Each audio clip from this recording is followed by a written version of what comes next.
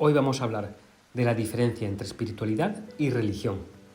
Dice Deepak Chopra que la religión es creer en la experiencia del otro, mientras la espiritualidad es crear y tener tu propia experiencia. Pero profundicemos un poquito más. La religión se entiende como un conjunto de creencias y costumbres que están fundamentadas en la divinidad. Estas creencias tienen la capacidad de regir la vida de las personas que la siguen, tanto de manera individual como de manera colectiva. Una religión, a través de su texto sagrado, establece sus principios morales y decide qué está bien y qué está mal. Comúnmente, el libro de referencia de cada religión o texto sagrado también recoge qué objetivos persigue la práctica religiosa. En casi todos los casos, estos objetivos están relacionados con la salvación del alma, o al menos con aspiraciones relativas a la inmortalidad. Así, a modo de ejemplo, la religión cristiana tiene como texto sagrado la Biblia, así como un decálogo de principios a cumplir que se conocen como los 10 mandamientos y que sirven como medio para aspirar al fin prometido, en este caso, la salvación del alma. Como casi siempre ocurre en estos casos, que entendamos la procedencia del término nos va a facilitar comprender el significado del mismo, en este caso, de la palabra religión. Y es que viene del latín religio y si traducimos literalmente significa la acción y el efecto de ligar fuertemente o de amarrar fuertemente. Y suponemos que se hace referencia con Dios, claro. Por su parte, la espiritualidad hace referencia a la cualidad diferencial que tenemos los seres humanos y que por cierto nos diferencia del resto de seres sintientes, que implica la conciencia de unión con lo divino.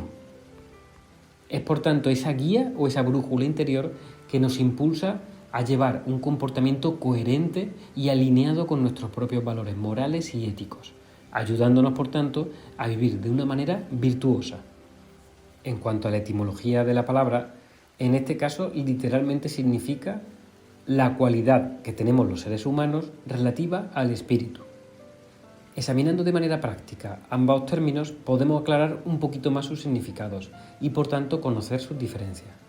Así, la religión basa sus enseñanzas en el dualismo recompensa o castigo, es decir, la recompensa la salvación y el castigo el pecado.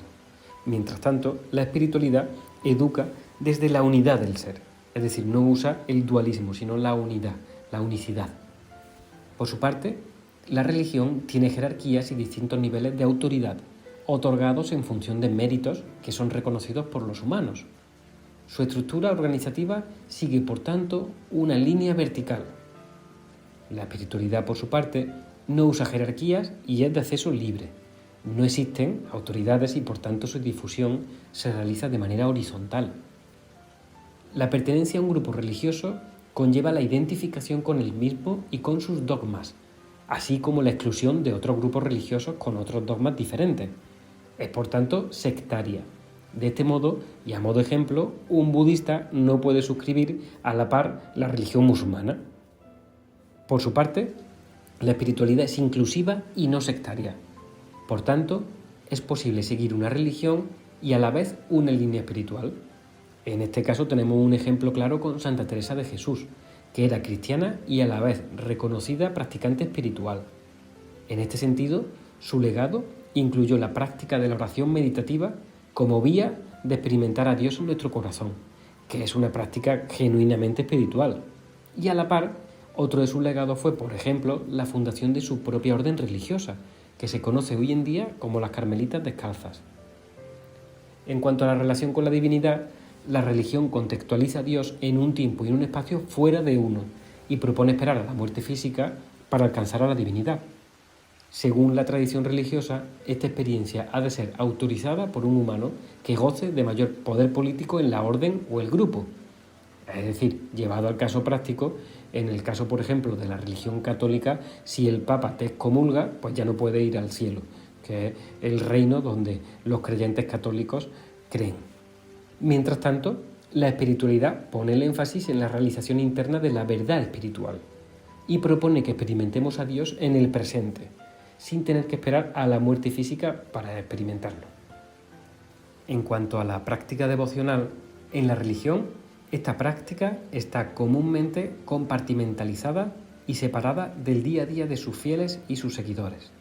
De este modo, Por ejemplo, en el cristianismo, un fiel puede mentir en su trabajo de lunes a viernes, desear la muerte o la derrota de otros y que durante la práctica sagrada de la misa del fin de semana, que estos pecados le sean perdonados a través de la intermediación de otro humano, que le exime de las responsabilidades. De este modo, la expiación del pecado se lleva a cabo en estos casos mediante la repetición de un número determinado de rezos y oraciones. A priori, cuanto más gravedad es apreciada por el evaluador, que en este caso se llaman sacerdotes y son personas que gozan de cierto estatus político en la organización, pues mayor número de rezos son necesarios, existiendo una relación proporcional entre la gravedad del pecado y el número de rezos. En la espiritualidad, por su parte, prima el trabajo constante y la devoción se lleva sin publicidad ni rimbombancia, sino mediante un estilo de vida acorde a una atención continua a la conciencia, a la propia conciencia. Y de hecho, la expiación no requiere una cantidad de rezos y oraciones que suplan el peso del pecado, sino que el perdón se autorrevela de manera espontánea a medida que se profundiza sinceramente en el arrepentimiento. En cuanto al día a día, en la religión, la llevanza diaria de las normas se realiza mediante la disciplina. Los seguidores religiosos que cumplen las normas del grupo lo hacen, por tanto, porque deben hacerlo así. Sin embargo, la espiritualidad no tiene normas y el día a día se realiza en virtud de la autoobservación, que desarrolla la sabiduría acerca de la comprensión espiritual. Uno no deja de hacer, por tanto, una cosa u otra por miedo a un castigo o porque una norma no lo diga así, sino que, de manera natural, determinadas acciones dejan de emanar por mera congruencia con el alineamiento en valores que surge del interior. En la religión, el premio y la recompensa del cumplimiento normativo está pospuesto a una supuesta vida posterior, en otro reino o en otra dimensión. En la espiritualidad, la recompensa surge en el momento presente y es por tanto instantánea, pues proviene de la propia gratificación de la nueva calidad de tus actos y de tus pensamientos, que a su vez retroalimentan la motivación para continuar la senda del crecimiento espiritual. Por su parte, en cuanto a la verdad que siguen, la verdad religiosa tiene su sede y su origen en la autoridad eclesiástica, que traslada a través de dogmas y doctrinas la verdad a los fieles. Por su parte, la verdad espiritual refulge de manera subjetiva y su evidencia tiene un carácter propiamente empírico.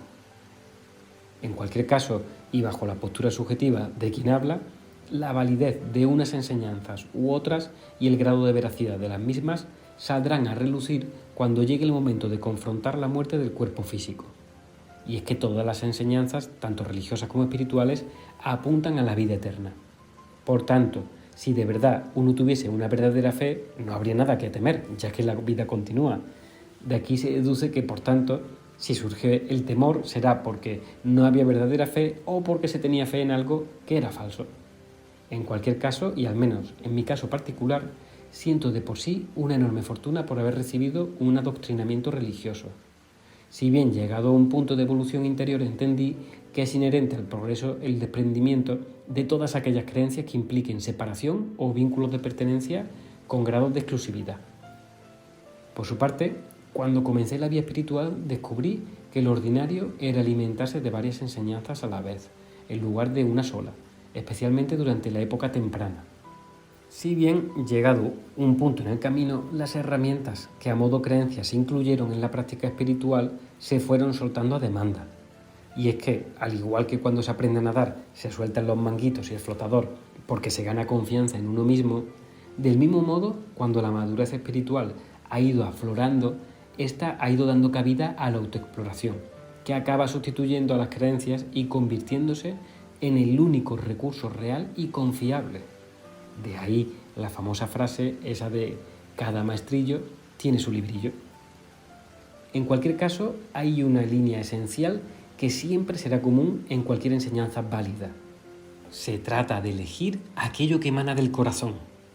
Por tanto, elegir la verdad, el amor incondicional y la paz por encima de cualquier otra opción siempre será el camino recto y estrecho que nos lleve sin excepción a experimentar la gloria de Dios en la tierra.